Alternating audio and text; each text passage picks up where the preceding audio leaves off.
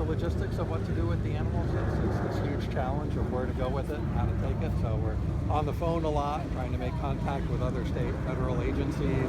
We're also seeking out private sources that might help with where to move the animal. And then while that's happening, an external examination being conducted to look at what's the size of the animal, can we find any signs of external injury, get all the key measurements that we want, look at things like parasites, signs of entanglement, signs of injury due to killer whales, or any evidence of a ship strike or boat strike. So that'll be preoccupied with what we'll be preoccupied with in the short run. And getting these tissue samples that will let us look at things like contaminants, genetics, other factors like that. So those will all be great resources, but we can't really open up the animal and do the sort of detailed exam we would like to do until we have all of the particulars worked out of how we can contain that and dispose of them. Several years ago, we had another whale not far from here, just to the south, who also died. At that time, they secured the whale so it would not be going up and down the beach. Are you making plans to do that when the tide comes back in today? Well, a major part of our plan will be how to secure the whale and keep it here and keep it from becoming more of a problem. But again, we don't have the details of that worked out. What can you tell us about the whale's condition? I heard it looked thin and thin. The animal is very, very thin, what we call emaciated. That's not a normal body shape that the animal has. It's actually a longer animal than we initially expected. It's over 39 feet long. That puts it at a minimum of a couple of years old, maybe a little bit older, but still a juvenile animal. It's just very, very thin. Thin enough that the whale is negatively buoyant. It would tend to sink even when it came ashore. Today it was just not really floating until it was grounded on the beach. That's not a normal condition for a whale. Right now we're early August. This is well into the feeding season of animals.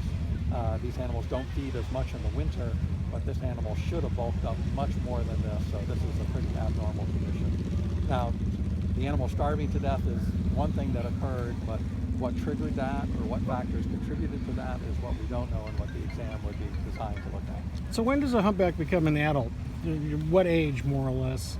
Well, humpback whales would start reproducing. The youngest would be about 5 years old, and typically more like 7, 8, 9 years old is when they would start reproducing and be reproductively mature at that point.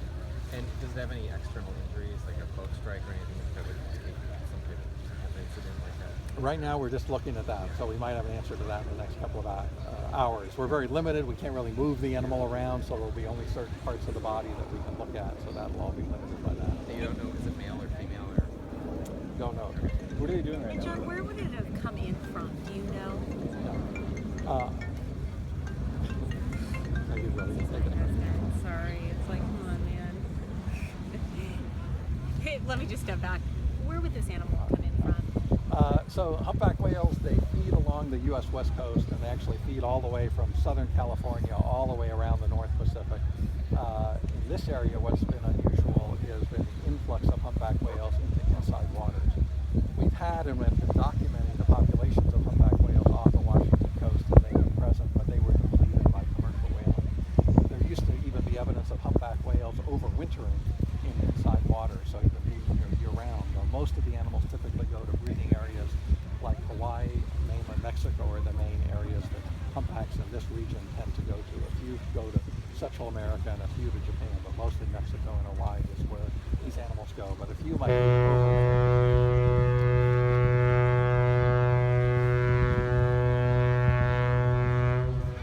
And I can mention that NOAA has actually looked at the population structure for humpback whales worldwide, and we've proposed to remove some of those populations, including the Hawaii breeding population, from the endangered species list. So that's a great recovery success to celebrate.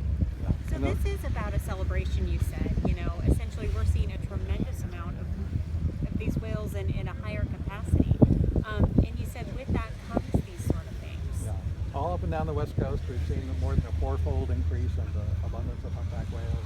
When I started studying humpbacks in the mid-1980s, the best estimate were that we had maybe 5,000 to 6,000 humpback whales in the North Pacific. That estimate is now well over 20,000, and it's certainly occurred very well in this region.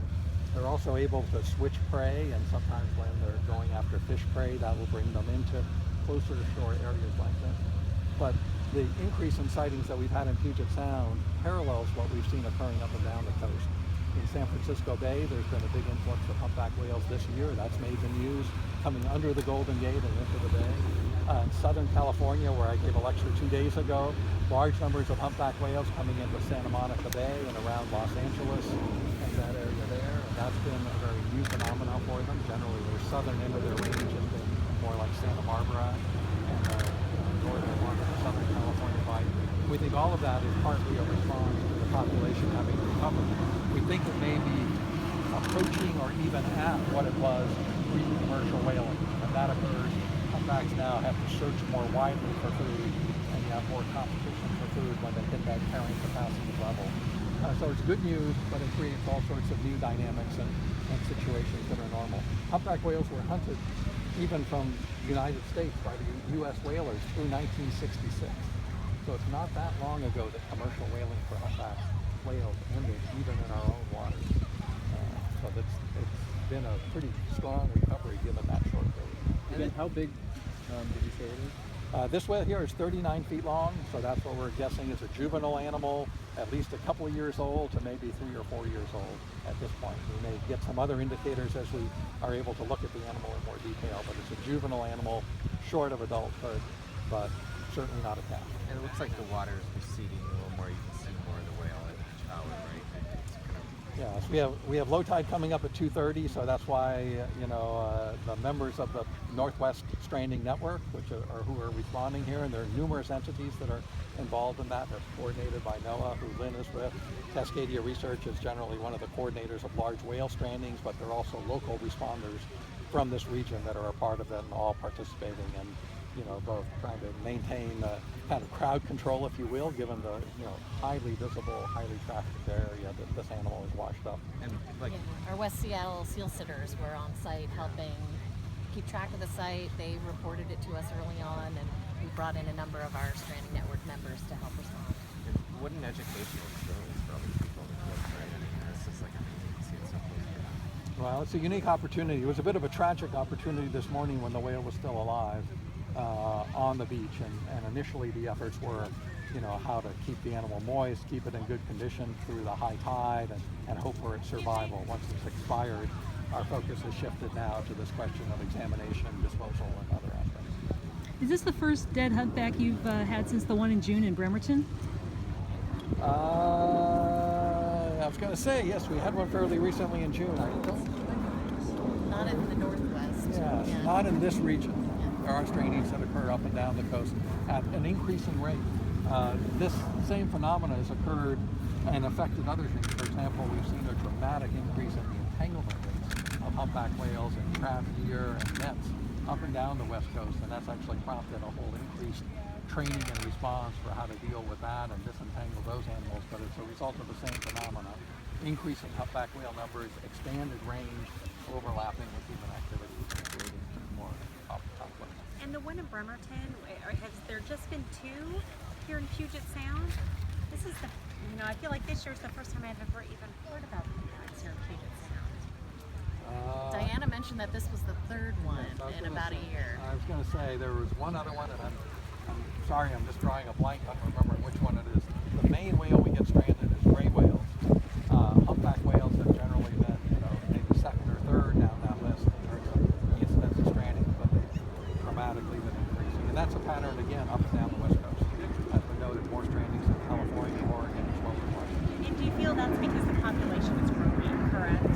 I think Or it's- do you think it could be something more? It's definitely something more, because it's increased at a faster rate, but it could be a growing population